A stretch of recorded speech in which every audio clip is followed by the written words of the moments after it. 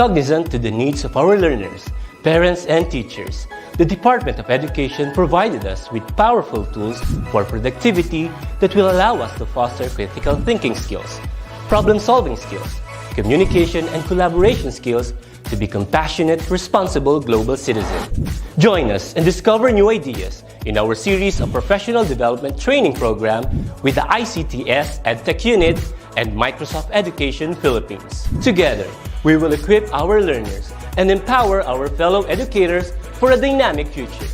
Para sa bata, para sa bayan, at para sa guro. Sulong Edukalidad.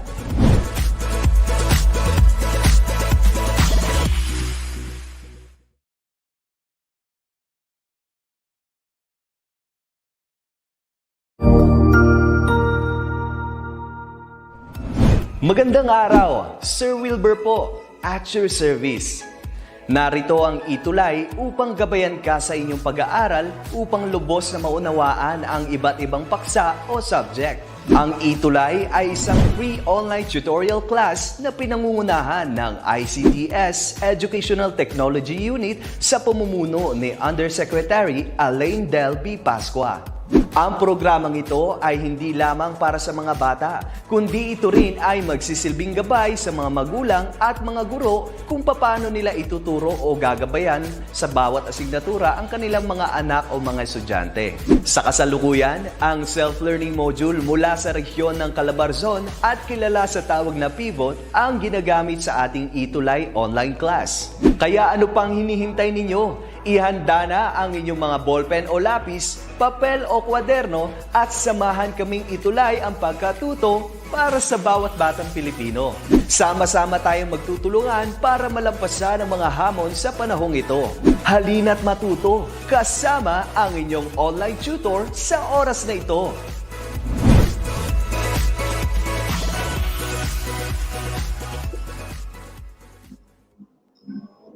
Hello and good afternoon, fellow teachers, to our students, of course, to our parents. Magandang tanghali po.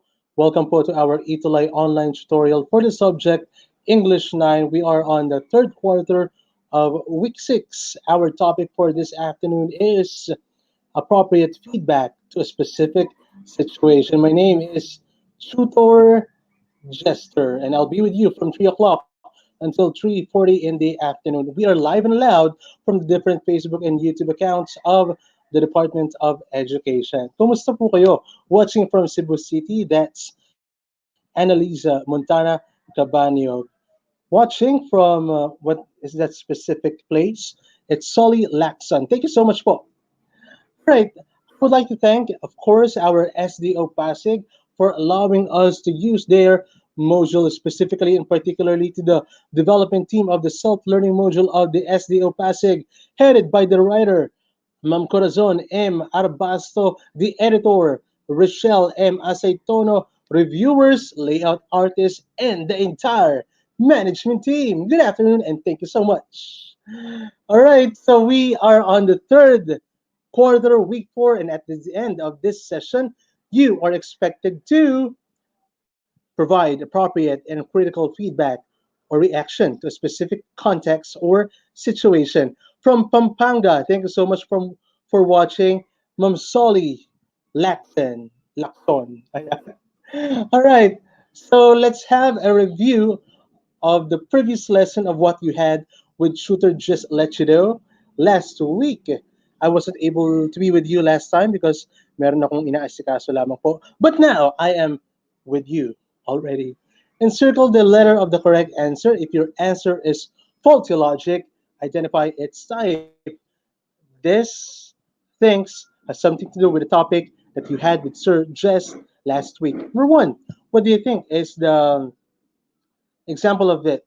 I failed in my exam because my aunt passed away and I couldn't focus on reviewing my lessons. A, faulty logic. B, unsupported fact. C, emotional appeal, or D, language insensitivity? The answer for that is indeed unsupported fact. Number 2, or make it number 4. Axel forgot his wallet at home because he needed to go to the hospital immediately for his wife. Is it A? Is it an example of a faulty logic? B. Unstoppable fact? Or C. Emotional appeal? Or D. Language insensitivity? That connotes letter E, an emotional appeal. Now let's have another set of example of a previous lesson last week. Write FL if it is a faulty logic, UF for unsupported facts, and EA for emotional appeal. Number one, I parked the car not knowing it was a throwaway zone because my baby was crying hard at the back seat. What do you think is the answer for this? It's an emotional appeal. I parked the car knowing it was a throwaway zone because my baby was crying at the back seat. Indeed, it is an example of an emotional appeal. For number two, oh, I have revealed the answer already. Mayon volcano is the most beautiful volcano in the Philippines. It's UF, an example of unsupported facts. Because for some, Taal volcano is the most beautiful. But according to the sentence, Mayon volcano is the most beautiful. And that is unsupported fact. Number three, you are beautiful even without makeup because you have a fair skin. What is the answer for this? For this, it is a faulty logic or FL. Now, fourth, let us support the clean and green program of our city government. By the way, I can't join the cleanup drive on Saturday because we have our 1 week vacation in Baguio. What do you think is the answer for this? It's an FL or the faulty logic. And for number five, 18 years old individual can vote because it is the legal age to vote. It is a FL or faulty logic.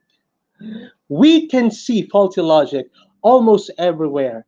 It can be seen on commercials, even on newspaper, shows, many more. We should be careful. And remember that we must be careful to recognize faulty logic so that we know what is true from not. Watching from Sorala East Elementary School, South Cotabato Division, you got here, Ma'am Cynthia Argente. Good afternoon po. Thank you so much for keeping in touch. Okay, let's have a pretest. For our topic, meron tayong pretest na inihanda. Kung nagkamali man kayo, kung hindi nyo man makuha yung tamang sagot, it's okay. Kaya ng ating nabanggit, this is just a pretest. Walang bearing kung nakamali or tama ang inyong kasagutan. At least, you did your best. Watching from Rosario National High School, Balingasag South District, si Tupas Namok Roladel. Thank you so much po.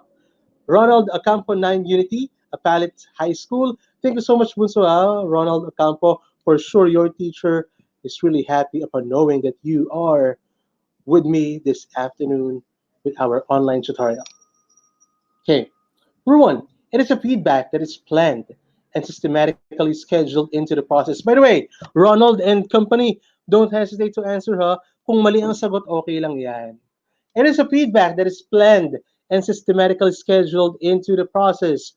Is it A, self-feedback, B, informal, C, constructive, or D, peer feedback? What is your answer? Online, sige nga. Feedback that is planned and systematically scheduled into the process. Self-feedback, informal, constructive, or peer feedback. What is the answer for this? And it is indeed letter C, constructive. We will try to figure out why is that a constructive mamaya. Okay. Number two, a feedback that can occur at any times as it is something that emerges spontaneously in the moment or during action. It is a feedback that can occur at any times as it is something that emerges spontaneously in the moment or during action. The answer of Ronald Ocampo is letter C. Let's try to figure out if your answer is correct. Is it A muna? Is it a self-feedback? B, informal? C, is it constructive? Or D, peer feedback? What do you think is the answer for this? It's indeed letter B, an informal one. Sorry, Ronald. However, you did your best. It's okay. Okay lang yan. Number three, and don't forget to write your number, the item number, para hindi tayo malito. Number 3, it is a type of feedback that is specific and specific, issue focused, and based on just observations. Is it a self-feedback? B, is it informal? Or C, is it constructive? Or D, is it an example of a peer feedback? It is a type of feedback that is specific, issue focused, and basic on or based on observation. Is it A, self-feedback? B, informal? C, constructive? Or D, peer feedback? The answer of Ronald Ocampo is letter A. We will try to figure out if your answer is correct. Watching from Narvaca National Central High School, we got Roslyn Ablog Passes. Si Aizel Depaya, letter A po ang sagot ko. According to Giselle Conciso, letter C po ang aking sagot. We will try to figure out now. Is letter C, constructive one. Iisa-isahin natin yan, don't worry mamaya, because this is just a pre-test lamang. Okay, number 4.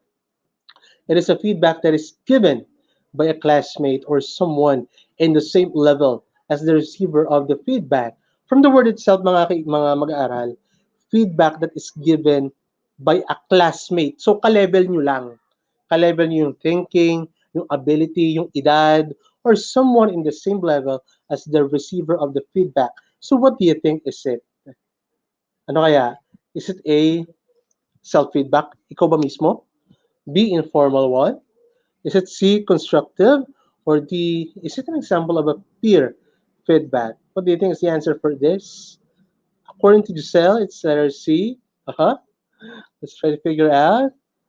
Letter D po, according to Janet Asuncion, and you got it correctly, Janet Asuncion.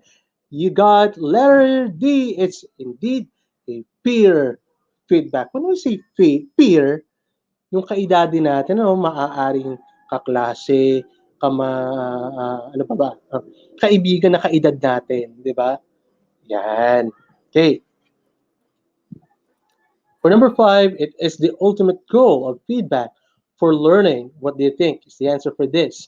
The ultimate goal of feedback for learning. Is it A, self-feedback? B, informal? C, is it constructive? D, is it a peer feedback? What do you think is the answer for this? The ultimate goal of feedback for learning. Is it A, self-feedback? B, informal? C, is it constructive? Or D, peer feedback? The answer for that is indeed letter A, a self-feedback. Aalamin natin din kung bakit nga ba tinawag na self-feedback yan. Tungkol ba sa sarili natin yan? Or tungkol ba sa group or whatsoever? We will try to figure it out. Janet's Asuncion's answer is letter C, so sorry. However, it is letter A. Thank you so much, Janet Asuncion, for always for being participative and active. Now, guys, Facebook reactions I got here. Different Facebook reactions. We have here a thumbs up. May heart pa dyan, papuso. May meron ding wow. May sad. And angry. So what do you think is the relation of this picture with regards to our topic? The Facebook reactions. We use these reactions in our everyday dealings sa ating mga Facebook friends. Kapag tayo ay natutuwa, natatawa, we usually tap, If we were amazed, it's wow. Kapag nilove natin, nagkagusto tayo, or somewhat nagustuhan natin, like or love. Kapag nalungkot naman tayo, may something na candle na nakita natin sa picture ng ating Facebook friend, nalulungkot tayo. So we use the sad emoticon. And if we are angry, if we are mad, we usually use the angry emoticon. Ayan. So those are different Facebook reactions. And specifically with our topic, this has something to do with our topic, which is all about feedback. Yung ano ba yung feedback na tinatawag natin sa Tagalog? Sige nga online, ano ba yung feedback? Watching from SRDHS Pampanga. Masama bang makarinig ng mga feedback from our friends, from our teachers, from our parents? Kung nakakarinig tayo ng feedback or yung reaction nila in everything that we do, masama ba ito? Wag natin i-take it as a bad. However, gawin natin siya as motivation and um, parang ano na din di ba? Motivation at the same time, ano ang tawag doon? Sorry, nawawala sa tutor gesture. Motivation and at the same time, um, parang maging positive na rin sa atin para mas pagandahin pa natin yung ating mga ginagawa sa ating buhay. So feedback is a useful tool when indicating things that are going in the right direction or for redirection problem performance. So meaning, hindi lang hindi na tayo nakakarinig ng feedback kapag ay ang galing ang ganda na ginagawa mo. Tama yan you are on the line. But we also hear feedback from people kapag minsan nagkakamali na din tayo kapag may mali na din sa ginagawa natin. And by that, we are learning, di ba? The objective in giving feedback is to provide guidance by supplying information in a useful manner. Yes, Sir Eric, Alcorcon Vivas. So this one is a tutorial session. That is why we are using our mother tongue para mas maunawaan pa ng ating mga learners ang ating topic. Thank you so much for listening, Mr. Eric Alorcon Vivas. So going back, either to support effective behavior or to guide someone back on track towards successful performance. Informal feedback can occur at any times as it is something that emerges spontaneously in the moment or during action. So we can or we may hear or get or how do you call it, we may listen to a specific feedback at once, agad-agad, kapag katulad ng ginagawa ko ngayon, Mr. Eric Alcorcon is giving me feedback. Is it why are you using Tagalog? Parang ganun or puna. Why are you using Tagalog? Kasi nga meron tayong tinatawag na tutorial lamang ano. So that is one example of a feedback. Therefore, informal feedback requires the building connection with a person to effectively encourage and coach or guide them in daily management and also in decision making for learning. This might occur in the classroom, over the phone, in an online forum or virtual classroom. So kahit kailan, kahit ano pang ginagawa natin, we can easily get or hear feedback from different people. Okay? Whether it is a good one or a bad one, we must accept it nga eh.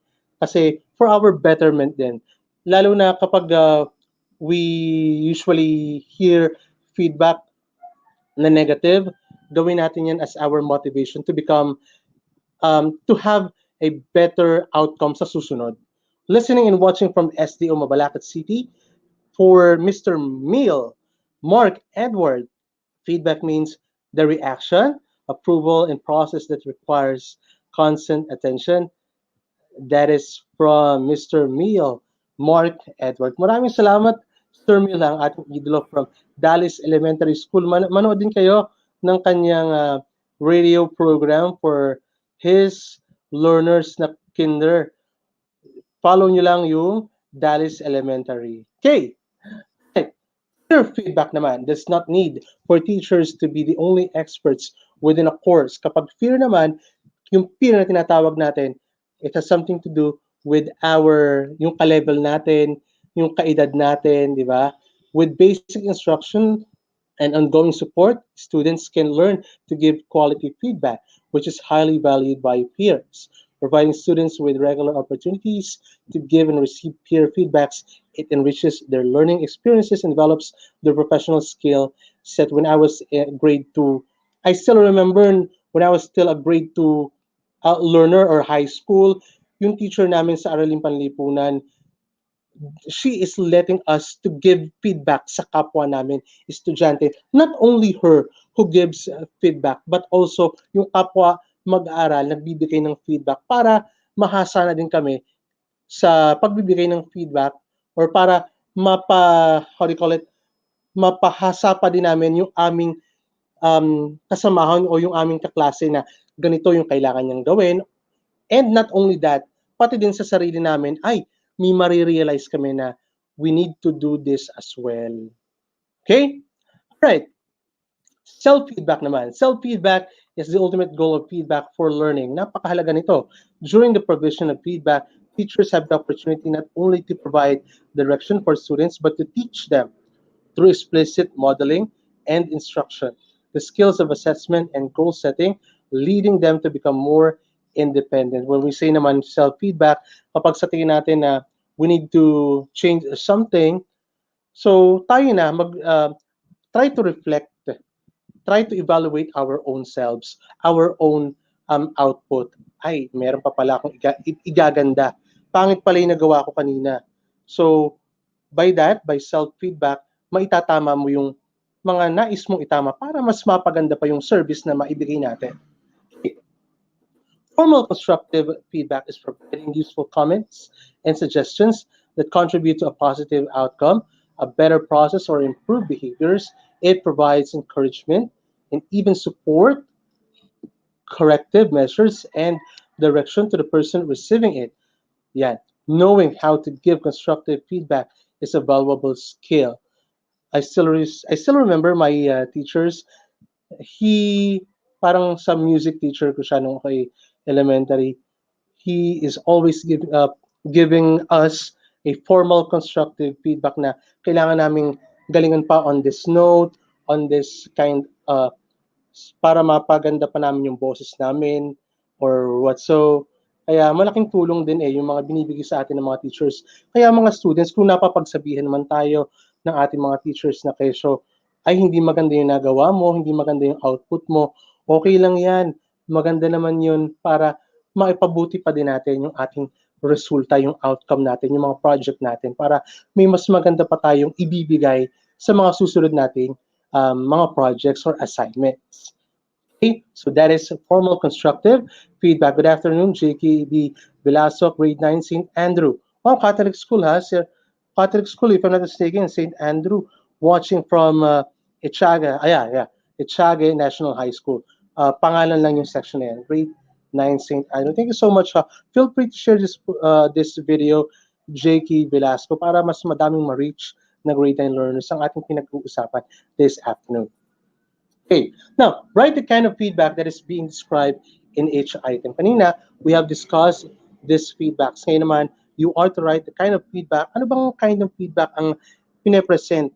Yung example ni Tutor Jester. Number 1, Bruno presented his report comprehensively to his teacher and classmates. Yan. Bruno presented his report comprehensively to his teacher and classmates. So what do you think is the kind of feedback this is? Okay. All right. Thank you so much, Sir Mila, for always keeping in touch. Okay. So this one is, it's positive constructive feedback. There you go. It's positive constructive feedback. Kasi nga, take note, Bruno was able to presented his report comprehensively, so napakaayos daw. Therefore, yung feedback na binigay sa kanya ng teacher was a positive, constructive feedback. Afternoon, sir. Watching and listening from Etchaga National High School, grade 9, St. Andrew. It's Irna Lee Martin Ancheta. Maraming salamat, ha. Thank you so much also, Jake. Kung hindi ako nagkakamali, piniem ni Jake itong si Irna. And also, nilagay niya sa group chat, di ba? Ng GC ng kanilang school. Maraming salamat. Okay, number 2. Odette and her classmates are reviewing for their periodical test and checking each other's reviewer. Again, Odette and her classmates are reviewing for their periodical test and checking each other's reviewer. Good afternoon, watching from Manalipa Integrated School in Zamboanga City. You got Darwisa Muhammad. Maraming salamat, Darwisa, ha? So what do you think is the answer for this? Watching from Rojas Central Elementary School, Cotabato Division, Cotabato City Division. It's Ma'am Janet Asuncion. Maraming salamat. So what do you think is the kind of feedback? For number 2, it's a peer feedback. Nagkaroon lang tayo ng difficulty dun sa space. However, kita nyo naman, nababasa nyo naman that it is an example of a peer feedback. Ayan. Good afternoon to Ma'am Alma Lacostales Calibo all the way from Baguio City, Mindanao. Good afternoon sa lahat ng mga nasa Baguio. Ingat-ingat po kayo. Ingat po pag-uwi, ha? Ayan. Alright. So, it is an example of a peer feedback kasi nga, Odette and her classmates. So, si Odette, ang nag-feedback, nag-give ng feedback sa kanya ay ang kanyang mga kasamahan. Okay. Watching from La Castellana, it's Marilyn Aguilar. Good afternoon. Okay, medyo puto lang pero I will try my best to read this. Tigreal did not make his assignment.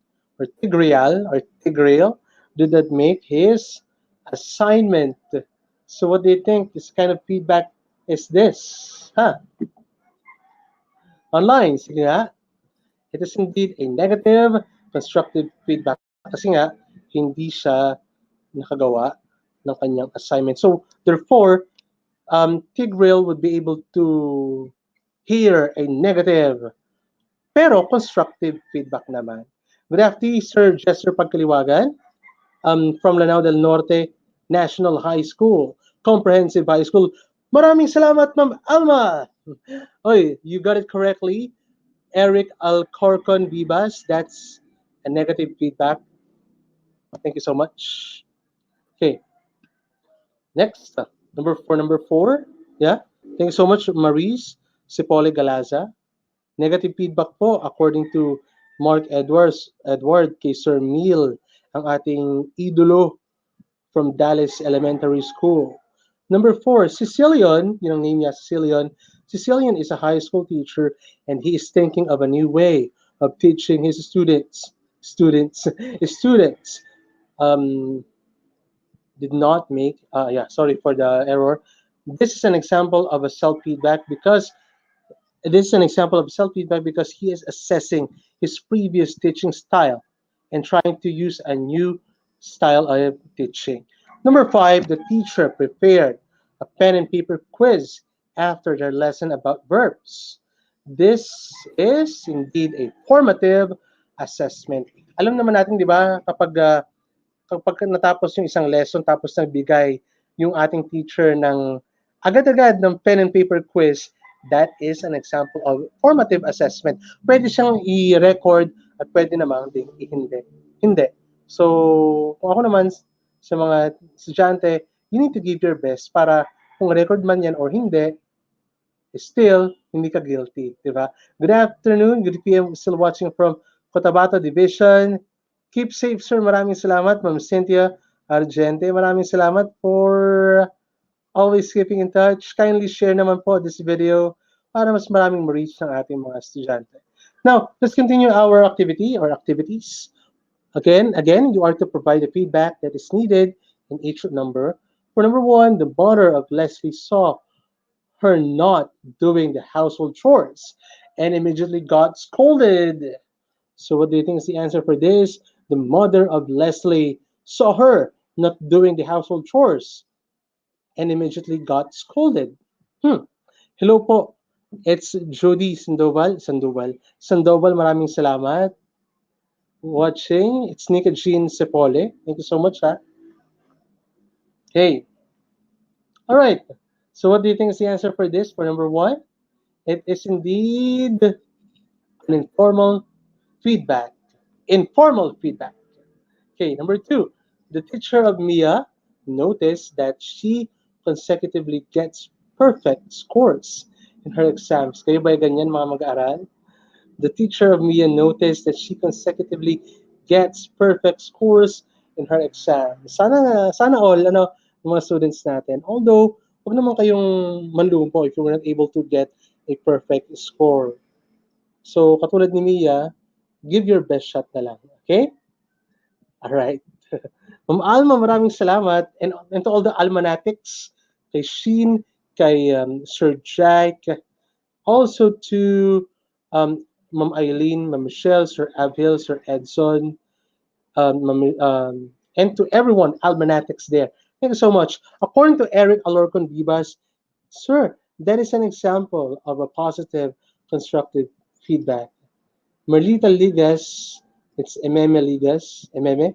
Good afternoon for watching from Sawata National High School, SDO Davao del Norte. Speaking of, yeah, it's Maris Cepole Galiasa. And watching from Davao also, we got Tutor Jess Lechido. Maraming salamat. Tutor Jess Lechido. So, for number 2, the teacher of Mia noticed that she consecutively gets perfect scores in her exams. So, what do you think is the answer for number 2? Yeah, it is indeed a constructive feedback, and you got it correctly, Eric Alcorcon Vivas. Maraming salamat, ha? Okay, number 3. Yeah, this one. 1 and Lila are both in grade 9 and discussing on how they can improve their grammar skills. 1 and Lila are both in grade 9 and discussing on how they can improve their grammar skills. So what do you think this kind of feedback this is? Huh? Yeah, thank you so much from Team AP Wilson and SP Jack. Maraming salamat, Ma'am Alma, Almanatics. According to Eric Alcorcon Vivas, it's peer. Wow, and you got it correctly. It's indeed a peer feedback. Correct, tama ka din dyan, Ma'am Janet Asuncion to Eric. Yeah.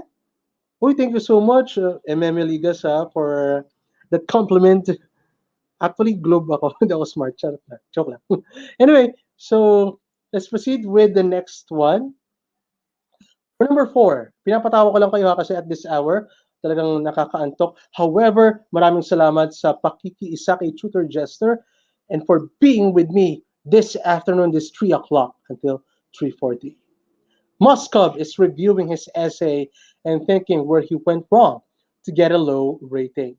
Moskov is reviewing his essay and thinking where he went wrong to get a low rating. What do you think is the answer for number 4? Yung sarili ba niya yan, ang kanyang kakaroon ng feedback on his own? Moskov is reviewing his essay and thinking where he went wrong to get a low rating.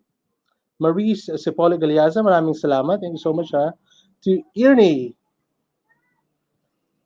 assessing. Oh, I don't know what was the exact term. Thank you so much, Eric. Self-feedback po from Janet Asuncion. Let's reveal the answer for number 4. It's indeed a self-feedback. You got it correctly, Janet. However, you got it also correctly, Eric, kasi when we assess, tayo in our self, nagkakaroon tayo ng feedback kapag nag-assess tayo, ini-evaluate natin ang ating sarili. Tama pa ba yung ginagawa natin? Nakatutulong pa ba ako? Ganito lang yung nakuha ko, ganito lang yung nagawa ko for this project. So, by that, you need to have a self-feedback para ma-improve mo din ang iyong sarili. Okay? Let's proceed with the number 5. Aurora's father always sees her low grades in school and plan to talk to after eating dinner. Aurora's father always sees her low grade in school and plan to talk to her after eating dinner. So what do you think? Is the answer for number 5? Is it self-feedback? Is it a constructive one? Negative or positive? What? What do you think is the answer for number 5? It's indeed a constructive feedback pa rin. Ano? So when we hear a feedback from our parents, okay lang yon kasi mapapabuti naman ang ating sarili. Specifically, magpasalamat tayo kasi because of their feedback, alam natin na mahal nila tayo. Ano? So huwag magtatampo kung meron mang feedback sa ating mga magulang, kagaya this one. Okay? Constructive feedback. Ayan. Salamat, Janet. Now, let's proceed with our Next activity, we got here true or false. You will just write true if the statement is true, and false if it is false on your comment box. All right, let's proceed with number 1. Constructive feedback is given immediately and unplanned. Constructive feedback is given immediately and unplanned. So what do you think? Is it a true or false? Again, constructive feedback is given immediately, agad-agad daw, and unplanned. So what do you think? It is false. Somehow, pwede din naman, somehow not. So by that, it's false. Number 2, self-feedback is the highest form of all feedback. It's indeed true. Okay, number 3, peer feedback is given by someone who is in the same level as you. Peer feedback is given by someone who is in the same level as you. Ka-edad mo, ka-klase mo, or what? It is indeed. For number 3, it's, according to Dream Rose, it's T or true. According to Eric, it's true also. Maraming salamat. To Regine Alejado, Dream Rose, you got it correctly also. Yeah, it's true. Medyo na lang tayo sa, isin lang natin, ha? Sorry for this, ha? However, it's true, ha? Number 4, sorry, I was able to reveal the answer. Anyway, informal feedback is planned and has records of the previous actions. It is a false. For number 5, positive and negative feedback are under constructive, di ba? Still, for number 4, it's false. For number 5, Janet's answer is true. Giselle's answer is also true. Okay? Wow. Very good, huh? Very nice. It's indeed a true. Kasi, although nakarinig tayo ng negative feedback, para din naman din yan sa ating ikabubuti. Kaya huwag magtatampog, huwag magagalit kay ma'am at sir, ha? Huwag magagalit sa magulang pag napapagsabihan or nabibigyan ng mga negative feedback. That is for our betterment din. Di ba? Am I right, Sir Neil? You got it correctly, Sir Neil. To Ina, maraming salamat. You were able to give the correct answer as well. All right. Thank you so much. Okay. Yan. Okay. Watching from, balik lang natin dito, from Cotabato Division. This is Cynthia Argente. Negative feedback po according to Sir Neil. And watching from Alicia National High School, it's Jerome Nanali. So hindi ko nabati kanina, balikan natin. Lanao del Norte National High School, Comprehensive High School. That's Ma'am Alma Locastales Calibo. Ayan.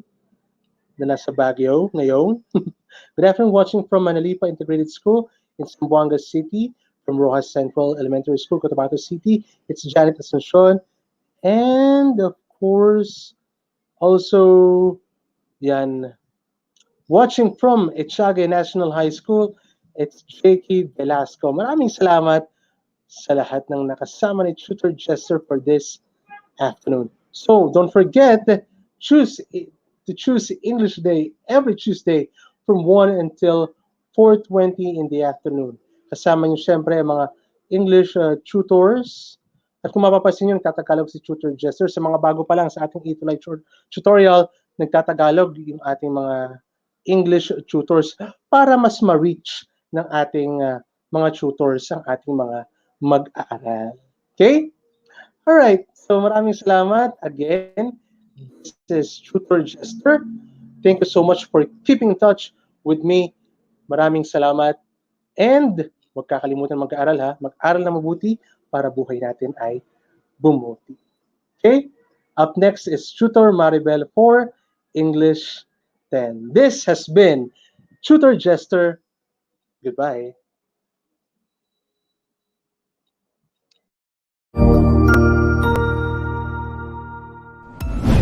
Sigurado ako na marami ka na namang natutuhan sa ating ETUlay tutorial session ngayong araw. Tandaan, ito ay hindi lamang para sa ating mga mag-aaral, kundi pati rin sa ating mga minamahal na guro at mga magulang na kaagapay natin para maituloy ang pagkatuto sa kabila ng nararanasang pandemya. Patuloy ding sumubaybay sa DepEd TV para sa mga araling ginawang video episodes. Mapapanood ito mula Lunes hanggang Sabado, alas 7 ng umaga hanggang alas 7 ng gabi sa inyong mga telebisyon.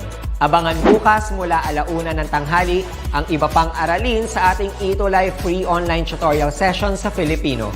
I-like and subscribe at manatiling nakasubaybay sa ating ETUlay tutorial session sa DepEd Edtech Unit FB page at Educational Technology Unit channel sa YouTube at sa DepEd Tayo at DepEd Philippines social media accounts. Paalam!